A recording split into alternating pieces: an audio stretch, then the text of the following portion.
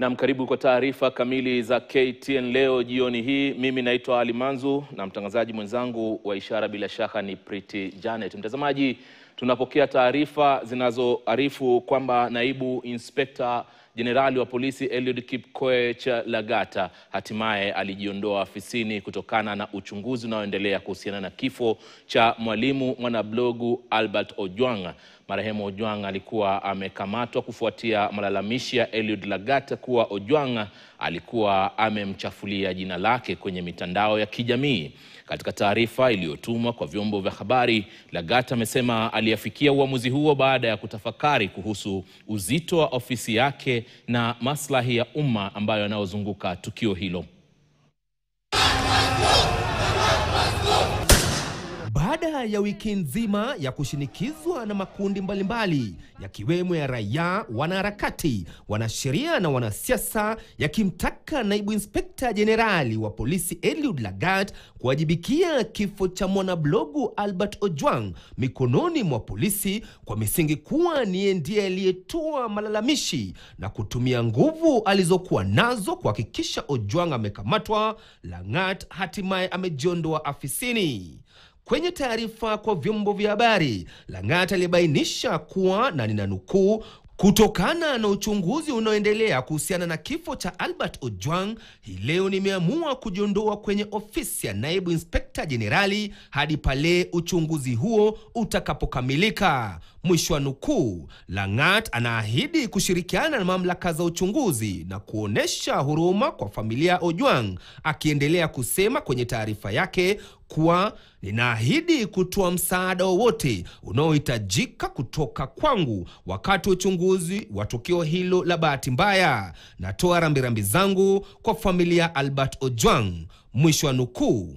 Kifo cha Ojwang kimechochea maandamano humu nchini, huku shinikizo zikiendelea kuongezeka kwa maafisa wakuu wa polisi nchini wakitakiwa kuwajibikia. We demand an unequivocal commitment by the National Police Service that they will unreservedly cooperate with the investigations undertaken by HAPOA and provide all necessary access, material and evidence that will fast-track the investigation. We equally call upon the Deputy Inspector General of the Kenya Police Service, Mr. Eliud Lagat, to publicly and unconditionally recuse himself from taking part or influencing the investigations in any way, save for as may be required of him as a potential witness. Mwanablogu huyo alikamatwa muda mfupi baada ya kuchapisha madai ya ufisadi dhidi ya Lagat.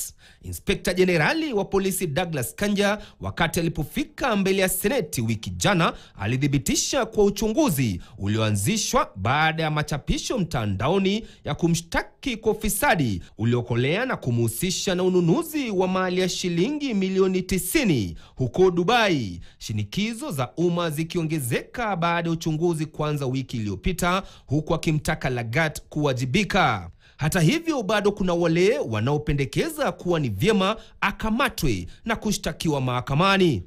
We demanded the arrest of the DCI because he lied on oath and the IG, as well as Mr. Lagat himself, and they be prosecuted, and those of course who are associated with the murder of Ojwang. To be clear, we support the efforts of the other Kenyans who have already petitioned for private prosecution. And if no action is taken, we will join them and come up even with fresh charges against them. And we demand that this be done on or before the 25th of June this year.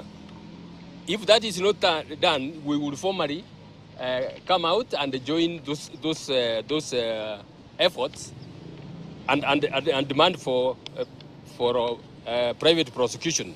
Kufikia sasa maafisa wawili wa polisi wamekamatwa na kufikishwa mahakamani, wakiwa ni OCS wa kituo cha polisi cha Central Samson Talam na afisa wa cheo cha constable wa kituo hicho James Muhwana. Chris Dairo, KTN.